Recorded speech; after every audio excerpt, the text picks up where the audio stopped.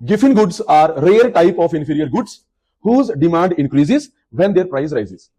तो देखो नॉर्मली क्या होता है, इकोनॉमी में इकोनॉमिक एक प्रिंसिपल है कि जब भी कोई कमोडिटी महंगी होती है तो उसकी डिमांड गिर जाती है, और जब कोई कमोडिटी सस्ती होती है तो उसकी डिमांड बढ़ जाती है। लेकिन गिफिन गुड एक खास तरह के गुड हैं, जब उनका प्राइस बढ़ेगा तो उनकी डिमांड भी बढ़ेगी। नॉर्मली ऐसा नहीं होता है। तो ये कुछ खास तरह के गुड्स में होता है, मेनली ये इंफीरियर गुड्स के केस में होता है। अब देखो इंफीरियर गुड्स कौन होते हैं? इंफीरियर गुड्स वो गुड्स होते हैं जब लोगों की इनकम बढ़ती है तो इन इंफीरियर गुड्स की सेल कम हो जाती है, उन गुड्स को हम इंफीरियर गुड्स बोलते हैं। अब गिफिन गुड के कॉन्सेप्ट में समझते हैं एक एग्जांपल के साथ।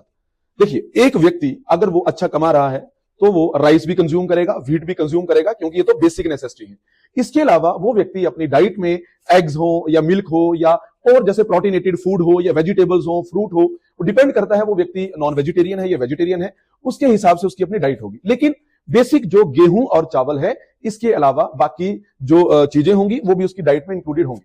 लेकिन जब मार्केट में इन्फ्लेशन होगी, मतलब हर चीज का दाम बढ़ेगा, फ्रूट्स महंगे होंगे, वेजिटेबल्स महंगी होंगी, एग्स हैं, मिल्क है, हर चीज जब मार्केट में महंगी होगी तो जिस व्यक्ति की इनकम कम होगी उस केस में वो इन कमोडिटीज को कम कंज्यूम करेगा, और अल्टीमेटली कोई ऑप्शन नहीं होगा क्योंकि खाना भी कुछ पड़ेगा, तो ज्यादा वो अपनी कंजम्पशन बढ़ाएगा चावल और गेहूं के लिए।